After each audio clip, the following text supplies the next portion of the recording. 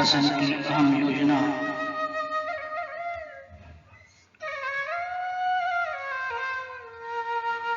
School शिक्षा विभाग द्वारा संचालित एडू पोर्टल में स्वागत है, आत्मीय वंदन है। छत्तीसगढ़ शासन की ऑनलाइन पाठ्यक्रम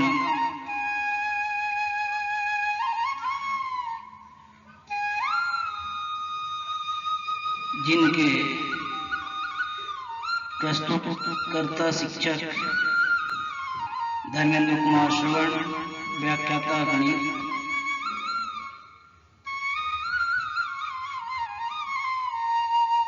पुनः शासकीय उत्तर माध्यमिक विद्यालय खलारी आप सभी का हार्दिक अभिनंदन करती है, हार्दिक स्वागत करती है।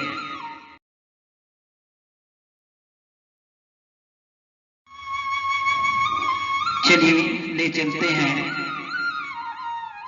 विषय गणित, कक्षा 10वीं के अध्याय 3, एक चर का द्विघात समीकरण,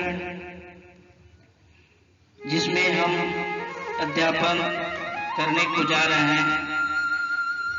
उनके अध्यापन कार्य के बिंदु,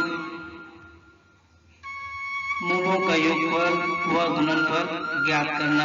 इसके पूर्व द्विघात या वर्ग समीकरण का मूल या हल कैसे ज्ञात करते हैं, इसके पूर्व वीडियो में आपको दिखाया गया है।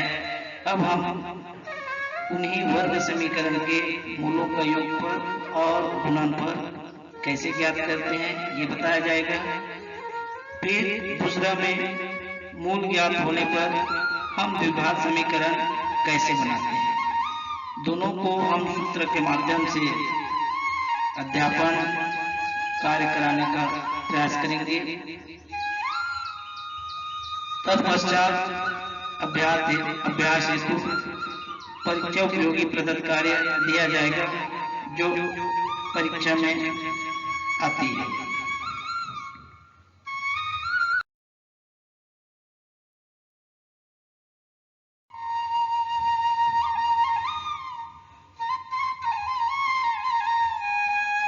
अध्यापन के बिंदु, पहला मूलों का योगफल व गुणनफल ज्ञात करना। बच्चों, हमें पता है कि द्विघात समीकरण का मानक वर्ग समीकरण ax घातो धन bx धन c बराबर 0 होता है। यदि इस समीकरण का मूल अल्फा व बीटा मान लेते हैं, जहां x बराबर एक चर राशि है जो हमको विदित है, a, b और c एक वास्तविक संख्या है, परंतु a का मान 0 के बराबर नहीं है। तब इसी को हम जब मूल ज्ञात है तो उनको हम और कैसे लिखते हैं, तो x ऋण a गुना x ऋण बीटा बराबर 0 या x घातो ऋण अल्फा धन बीटा गुना x धन अल्फा इंटू बीटा बराबर 0। ये समीकरण 1 मान लिया। अब वर्ग समीकरण ax घातो धन bx धन c बराबर 0 को निम्न रूप में लिखते हैं। समीकरण को a से दोनों पक्षों में भाग करने पर हमें क्या मिलता है, a बटा a गुना x घातो धन b बटा a गुना x धन c बटा a बराबर 0 बटा a। इनको जब हल किया जाता है तो नीचे में हमको a बटा a का मान 1 मिलता है, धन b बटा a, ये यहाँ पर नहीं दिख रहा है, लेकिन b बटा a गुना x है, धन c बटा a है, यहाँ पर भी a नहीं दिख रहा है, कुछ भूलो कारण नहीं दिख पा रहा है, बराबर 0। इसको समीकरण 2 मान लेते हैं। माना इसको हमको क्या मान कर ले चलना है, इसको जब हल करते हैं तो x घातो धन b बटा a Guna c Guna x धन c बटा a बराबर 0।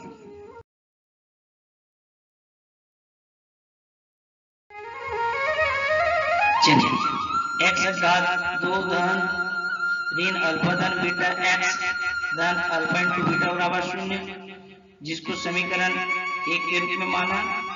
दूसरा x घात 2 धन b बटा a गुना x धन c बटा a बराबर 0, जिसे हम समीकरण 2 के रूप में माना। अब देख रहे हैं समीकरण 1 और 2 दोनों सेम एक जैसे दिख रहे हैं। समीकरण 1 व समीकरण 2 दोनों ही एक ही समीकरण के दो रूप है। अतः हम तुलना करने पर हमें क्या मिलता है, तो हमें पता है ऋण अल्फा धन बीटा बराबर बी बटा ए। देख रहे हैं यहाँ पर ऋण अल्फा धन बीटा के रूप में बी बटा ए आया है, तो ये हो गया ऋण अल्फा धन बीटा बराबर बी बटा ए। अतः मूलों का योग पर ये ऋण जाके इधर पक्षांतर हो जाएगा, तो हमें क्या मिला अल्फा धन बीटा बराबर ऋण बी बटा ए। अब यही क्या कहलाता है, दो मूलों का योगफल। अब इनका सूत्र बन के आ जाता है अल्फा धन बीटा बराबर ऋण बी बटा ए। इसी तरह दूसरे चीज को कंपेयर करें तो अल्फा इंटू बीटा बराबर सी बटा ए। समीकरण 1 और 2 को देखो तो अल्फा और बीटा के जगह में सी बटा ए है। अतः मूलों का गुणनफल अल्फा गुना बीटा बराबर सी बटा ए। देख रहे हैं, तो हमें क्या मिला, अतः मूलों का योगफल अल्फा धन बीटा बराबर ऋण बी बटा ए, अल्फा इंटू बीटा बराबर सी बटा ए। तब मूलों का गुणनफल अल्फा गुना बीटा बराबर सी बटा ए प्राप्त हुआ।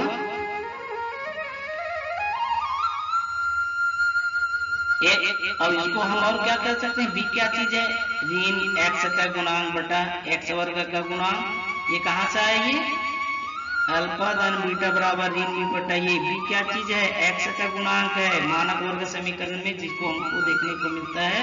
और ए क्या चीज है, एक्स घात 2 का गुणांक है। इसी तरह से सी बटा ए क्या चीज है, सी मीन्स अचर पद बटा ए क्या है, एक्स वर्ग का गुणांक, जिन्हें आपको याद करना है। इन सूत्रों को याद करके रखेंगे, अल्फा धन बीटा बराबर ऋण बी बटा ए और अल्फा गुना बीटा बराबर सी बटा ए। यही मूलों का योगफल और गुणनफल का सूत्र होता है। देखते हैं यहाँ पर एक्स ए एक्स घात 2 धन बी एक्स धन सी बराबर 0। एक्स घात 2 का गुणांक ए, इसलिए यहाँ पर सी बटा ए आया है। और सी बटा ए मतलब अचर पद बटा एक्स घात 2 का गुणांक।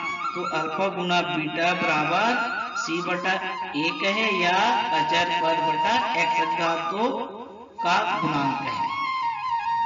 इसी तरह देख रहे हैं, अल्फा धन बीटा बराबर ऋण बी बटा ए कहे या ऋण एक्स का गुणांक बटा एक्स के घात 2 का गुणांक कह सकते हैं। और इसको कई परीक्षा में पूछ दिया कि द्विघात समीकरण के मूल व गुणांक में क्या संबंध है, तो ये यहाँ पर नीचे में लिखा हुआ है। उपरोक्त सूत्र को द्विघात समीकरण के मूल एवं गुणांकों में संबंध बताता है। मैंने उपरोक्त जो समीकरण है मिसप्रिंट हो जाए है, यहाँ पर को आगे है। उपरोक्त सूत्र द्विघात समीकरण के मूल एवं गुणांकों में संबंध बताता है। तो मूलों का योगफल बराबर अल्फा धन बीटा बराबर ऋण बी बटा ए और अल्फा गुना बीटा बराबर सी बटा।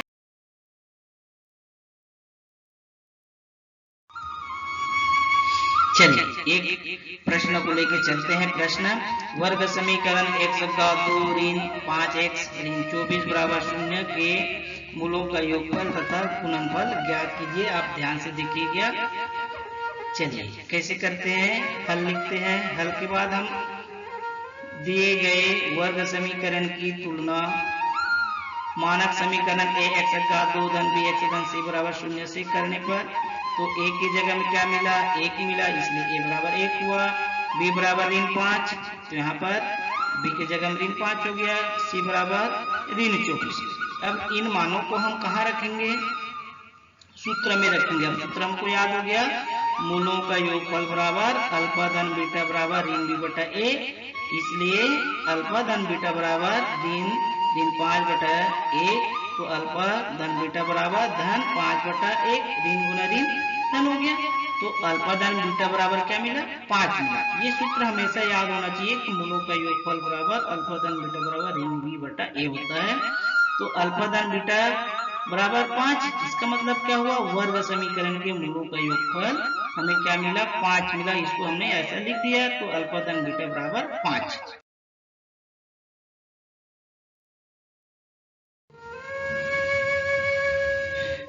इसी तरह से मूलों का गुणनफल, मूलों का गुणनफल का सूत्र भी हमें याद होना चाहिए। मूलों का गुणनफल बराबर अल्फा गुना बीटा बराबर सी बटे ए। इनको हल किया जाता है तो अल्फा इंटू बीटा बराबर ऋण 24 बटा 1। तो अल्फा गुना बीटा बराबर ऋण 24 बटा 1। तो अल्फा गुना बीटा बराबर ऋण 24। अब इसको हम लिख देते हैं मूलों का योगफल, मूलों का गुणनफल बराबर ऋण 24।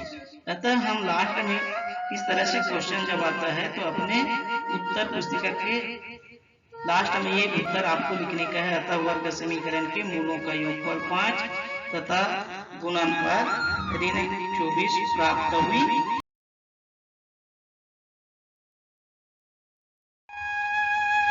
चलिए अध्यापन बिंदु दूसरा।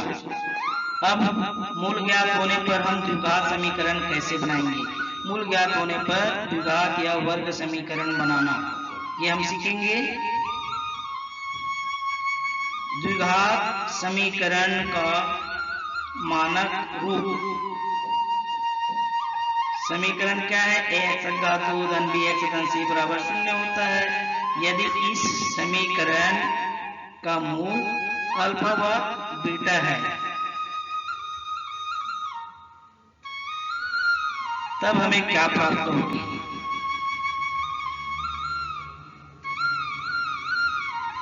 तब एक्स घात 2 ऋण अल्फा धन बीटा गुना एक्स धन अल्फा गुना बीटा बराबर 0। पुनः एक्स घात 2 ऋण अल्फा धन बीटा गुना एक्स धन अल्फा गुना बीटा बराबर 0। यहाँ पर देखते हैं अल्फा धन बीटा क्या है, मूलों का योगफल, और अल्फा बीटा क्या चीज है, अल्फा गुना बीटा मतलब मूलों का गुणनफल। उनको हम दूसरे तरीके से भी लिख सकते हैं। कैसे लिखेंगे, यहाँ पर कलआउट में हम दिखा रहे हैं, यही द्विघात समीकरण बनाने का सूत्र है। यदि मूल हमें ज्ञात है तो मूलों का योगफल ज्ञात करेंगे, देन आफ्टर मूलों का गुणनफल ज्ञात करेंगे और उसके बाद इस सूत्र में रख देंगे। अतः मूल ज्ञात होने पर द्विघात समीकरण बनाने का सूत्र हो जाता है एक्स घात 2 ऋण कोष्टक में अल्फा धन बीटा कोष्टक बंद गुना एक्स धन अल्फा गुना बीटा बराबर 0। तो ये सूत्र आप याद करेंगे, तभी मूल ज्ञात होने पर आप द्विघात समीकरण बना सकते हैं। चलिए इनको मैं दूसरे तरीके से लिख दिया, अर्थात एक्स घात 2 ऋण मूलों का योगफल गुना एक्स धन मूलों का गुणनफल बराबर 0। अब मूलों का योगफल मूल दिया है तो एक बार जोड़ेंगे, मूल दिया है तो एक बार गुना करेंगे और उसी मान को हल करके यहाँ पर रखेंगे।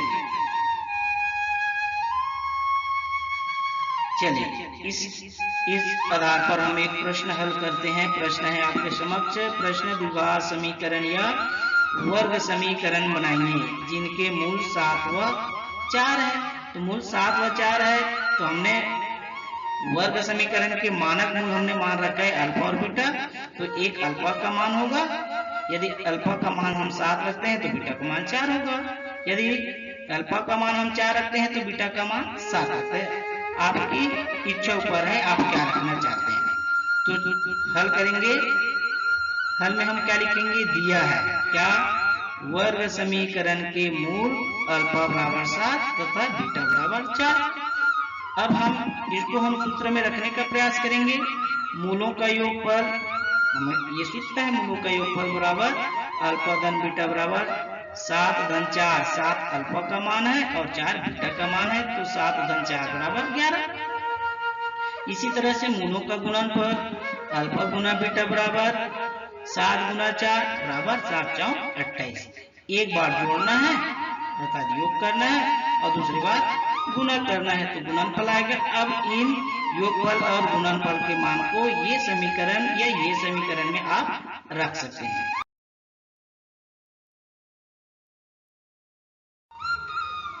चलिए द्विघात समीकरण बनाने के सूत्र से, द्विघात समीकरण बनाने का सूत्र हमें अब याद होना चाहिए। चलिए तो ये होता है आपका x का 2 ऋण मूलों का योगफल गुना x धन मूलों का गुणनफल बराबर 0। पुनः एक बार x का 2 ऋण मूलों का योगफल, चाहे हम मूलों का योगफल की जगह में अल्फा धन बीटा भी लिख सकते हैं, गुना x धन मूलों का गुणनफल की जगह में अल्फा गुना बीटा लिख सकते हैं बराबर 0। तो x का 2 ऋण मूलों का योगफल गुना x धन मूलों का गुणनफल बराबर 0। इसी में हम योगफल और गुणनफल का मान रखेंगे और हमारा द्विघात समीकरण बहुत ही इजीली बन जाएगा। देख रहे हैं पुनः यहाँ पर और दूसरे उसी को लिखने का प्रयास कर दिया। तो x घात 2 ऋण 11 x धन 28 बराबर 0, x घात 2 ऋण 11 x धन 28 बराबर 0। ये 11 कहाँ से आया? मूलों का योगफल है, यहाँ पर रखें। ये अल्फा धन बीटा का मान 11 है, अल्फा इंटू बीटा का मान 28 है। इस तरह से हमें क्या मिला? जब हम मूलों का योगफल और मूलों का गुणनफल का मान रख दिए, x घात 2 ऋण 11 x धन 28 बराबर 0। कैलआउट समय यहाँ पर हम दिखा रहे हैं अल्फा धन बीटा बराबर 11 और अल्फा गुना बीटा बराबर 28। ये आपको इंगित कर रहा है ये 11 कहाँ से आया? तो अल्फा धन बीटा बराबर 11 लिख दिया। और ये 28 कहाँ से आया? अल्फा गुना बीटा बराबर 28। इस तरह से आपको मूल दिया है तो हम द्विघात समीकरण बनाने के सूत्र की मदद से हम 2 अंक या 3 अंक की जो प्रश्न आता है उसको बहुत ही सरल तरीके से इजीली हम ज्ञात कर सकते हैं। अतः हम उत्तर में लिखेंगे, अतः द्विघात समीकरण x घात 2 ऋण 11 x धन 28 बराबर 0 होगा। कब? जब मूल हमको 7 और दूसरा मूल 4 मिला।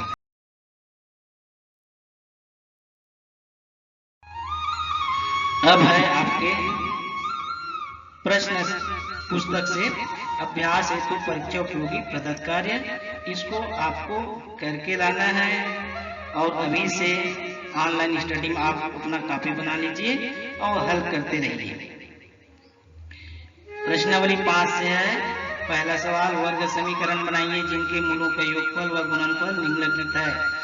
प्रश्न 1 का पहला प्रश्न, मूलों का योगफल ऋण 4 और मूलों का गुणनफल ऋण 12। डायरेक्ट आप वर्ग समीकरण बनाने का जो सूत्र है उसमें डायरेक्ट रखेंगे और बहुत ही इजीली तरीके से ये आपको उत्तर मिल जाएंगे। इस तरह से प्रश्न 1 में 4 प्रश्न है, चारों प्रश्नों को हल करना है। दूसरा प्रश्न है, वर्ग समीकरण बनाइए जिनके मूल निम्नलिखित है। 7 4 मैंने 7 4 करके बताया, ऋण 5 ऋण 11 तो 2 टी दिया है तो एक अल्फा का मान है और दूसरा बीटा का मान है। आप जैसे रखना चाहते हैं वैसे रख सकते हैं। यहाँ पर देख रहे हैं प्रश्न दूसरा के 9वां सवाल में वर्गमूल 3 ऋण 7 ये अल्फा का मान है, दूसरा मान वर्गमूल 3 धन 7 ये बीटा का मान है। वर्गमूल 3 ऋण 7 है तो ये वर्गमूल 3 अल्फा है और 7 बीटा है, ऐसा नहीं मानना है। यहाँ पर वर्गमूल 3 ऋण 7 अल्फा का मान होगा, वर्गमूल 3 धन 7 बीटा का मान होगा। इसी तरह से 10वां प्रश्न है आपका। तीसरा प्रश्न है, निम्नलिखित वर्ग या द्विघात समीकरण के मूलों के योगफल व गुणनफल ज्ञात कीजिए। तो मूलों का योगफल बराबर क्या होता है? अल्फा धन बीटा बराबर ऋण बी बटा ए और मूलों का गुणनफल बराबर सी बटा ए। तो ये 2 अंक का प्रश्न आपके परीक्षा में आता है। यदि बहुविकल्पी प्रश्न दिया है तो सोच समझ के 4 विकल्प दिया रहता है, इनको हल करके आपको लिखने का रहता है। पहला है 3x घात 2 धन 7 x धन 1 बराबर 0। तो पहला सवाल हम बनाना चाहें तो 1 नंबर का क्वेश्चन दिया है तो देख के हमको समझ आ जाना चाहिए। क्या हो जाएंगे? 3x घात 2 धन 7 x धन 1 बराबर 0। तो a का मान 3, b का मान 7 और c का मान 1। तो अल्फा धन बीटा बराबर ऋण 7 बटा 3। बहुत ही फिर गुणनफल निकाले मूलों का, तब मूलों का गुणनफल बराबर c बटा a तो 1 बटा 3। ये धन है तो यहाँ पर दूसरा देख रहे हैं 2x घात 2 ऋण 2x धन 3 तो b का मान हम ax घात 2 धन bx धन c बराबर 0 से तुलना करते हैं तो b का मान ऋण 2 आ गया, रख सकते हैं। चलिए तो आप इन प्रश्न को बना के लाना है।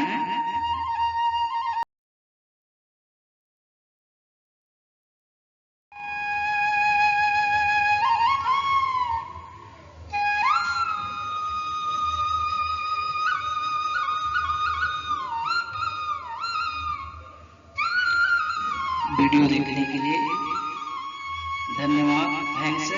आपको अच्छा लगे तो जरूर शेयर कीजिएगा, अपने दोस्तों को बताइएगा और प्रश्न आप अभी से हल करने के लिए अभ्यस्त हो जाएं। पुनः शासकोत्तर माध्यमिक शाला खलारी जिला बालोद की ओर से सहृदय नमन करते हुए बहुत बहुत साधुवाद एवं आभार।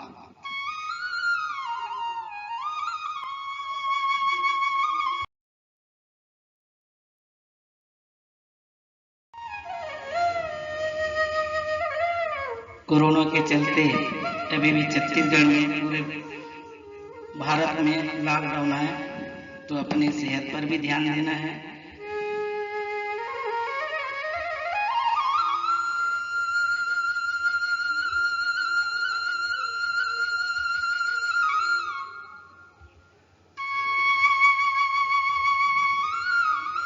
स्वस्थ रहे, मस्त रहे।